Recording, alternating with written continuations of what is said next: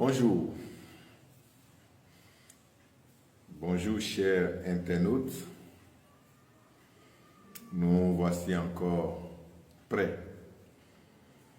à nous partager un peu de savoir. Au fait, si vous ne voyez pas, vous ne pouvez pas savoir. Et avant de voir, il faut regarder. C'est pour cela, dans le Panthéon fond, ce qui nous permet de regarder, de voir, s'appelle Nukun, Nuansinkun, le germe. Au fait, tout ce qui est subtil, c'est matérialisé. Alors, les yeux nous permettent de ramener la matière dans sa subtilité. Les yeux nous permettent de subtiliser la matière. Et le toucher nous permet de matérialiser, de comprendre comment le subtil a été matérialisé. C'est ce qui a amené le grand maître Hermès Trismégiste qui disait tout simplement: ce qui est en haut est semblable à ce qui est en bas. Pour dire ce qui est dans l'invisible est semblable à ce qui est dans le visible. La même organisation que vous avez dans l'invisible, c'est ça que vous avez dans le visible. Tel vous organisez votre vie, telle votre vie se manifeste. Et telle votre vie se manifeste, telle votre vie vous l'avez organisée. Au fait, c'est une équation. Quand on vous dit 2 ins égale à 10, ça veut dire que 10 égale à 2 ins ou 2 ins égale à 10. C'est la même chose. Alors, comment vous organisez votre vie de tous les jours? Puisque votre vie est la vie. Votre vie est une partie intégrante de la vie. Alors, c'est comment vous organisez cette partie du tout que vous êtes qui constitue votre particularité. Vous êtes un candidat, vous êtes allé à l'examen, on vous partage les feuilles de composition. Vous devez inscrire votre nom, votre numéro de table et autres. C'est ça votre vie. La feuille qu'on vient de vous partager. Le nom et le prénom, le numéro de table. Le nom et le prénom, quand vous êtes né, c'est la première des choses qu'on fait aussi. Les parents vont vous donner quoi? Un nom. Et vous rentrez dans une famille. Vous rentrez dans une famille qui est le numéro de table. Parce que vous êtes arrivé à un moment précis dans l'histoire de la famille. Donc 20e, 50e, 210e. Donc votre numéro de table est là. Exactement comme à les avait. Vous avez de quoi écrire. Ça, la nature vous a doté de cela. Maintenant, qu'est-ce que vous êtes censé écrire? Qu'est-ce que vous connaissez pour pouvoir inscrire, pour pouvoir répondre aux questions que la vie vous pose? Mais pour caricaturer tout ça là, je m'en vais vous inviter à regarder juste ce symbolisme, le cerf-volant. Tous les humains sur la terre sont comme des cerfs-volants. Si vous répondez bien sur votre feuille d'examen, votre cerf-volant est capable de prendre. Si vous ne répondez pas bien, votre cerf-volant ne va pas prendre. Vous êtes cerf-volant.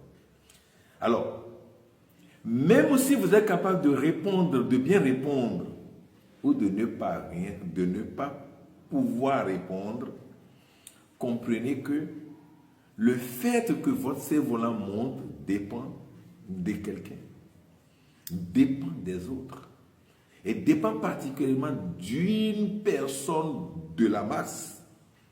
C'est lui qui tient la corde de ce cerf-volant.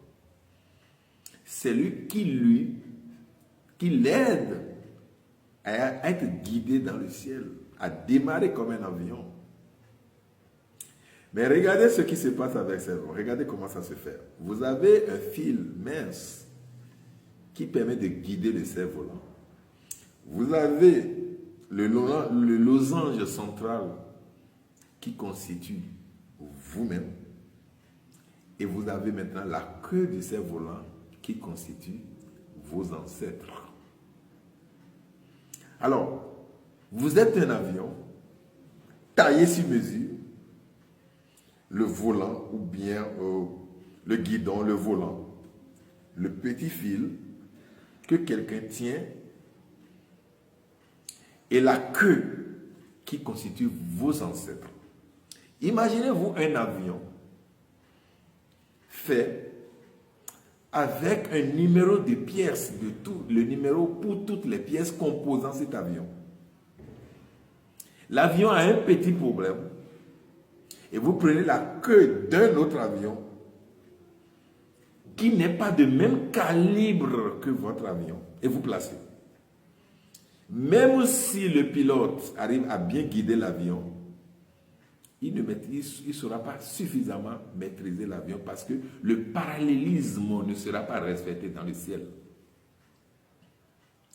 Mais regardez combien le cerf-volant est comme un serpent. Parfois, il sera balancé vers la gauche. Parfois, il sera balancé vers la droite. Parfois, il va rester, il va stagner. Quel joli symbolisme. Pour dire rien n'est stable. Tout est en mouvement. Par moment, vous aurez suffisamment de rentrée d'argent. Les enfants vont se porter bien. Le mari, nickel à la maison. La femme va bien jouer son rôle. Les employés actifs au travail. Les clients vont venir encore et encore. Mais pendant cette période, est-ce que nous nous rappelions que pendant la saison des pluies, on recueille un peu d'eau à utiliser pendant la saison sèche? Est-ce que pendant cette période, nous nous rappelons de l'importance d'une vie humble? Parce que vous savez, l'homme ou l'humain, quand il a les moyens, il fait les choses comme c'est lui qui est le maître de la vie. Il oublie que quelqu'un le guide. Il oublie qu'en tant que cerf-volant, même si tout marche, le fil de guidance est dans la main de quelqu'un. Sinon, le cerf-volant sera livré à lui-même. Et la plupart du temps, pour ceux qui ont fait de l'enfance cerf-volant, c'est dans un arbre en haut que vous irez le prendre. Ou si vous avez les moyens pour avoir un très long fil, vous ne pourrez même plus retrouver votre cerf-volant. J'en ai tellement fait que je connais ce que je dis. Je maîtrise ce que je dis. Quand un cerf-volant du genre, si le fil se rompait, on ne cherche même plus, on sait que c'est fini. Parce que là où ça va tomber, c'est fini. Alors, si vous avez un cerf-volant, vous avez la chance d'avoir un très bon pilote à guider le cerf-volant, c'est-à-dire la connaissance des lois et des principes de ce monde qui constitue votre pilote de vie. C'est votre capacité à pouvoir utiliser cette masse de connaissances pour pouvoir répondre aux épreuves entre-temps partagées. Parce que vous avez la feuille, vous avez votre nom et prénom, vous avez votre numéro de table. Et maintenant, c'est à vous de répondre aux questions. Et ces questions, ou cette épreuve, ces épreuves ou ces questions ne sont pas données par les humains. Les humains ne sont que des intermédiaires. C'est la vie que constituent les humains qui vous impose cette épreuve-là. C'est pour cela, même avec un très bon pilote capable de guider le cerf-volant que vous avez,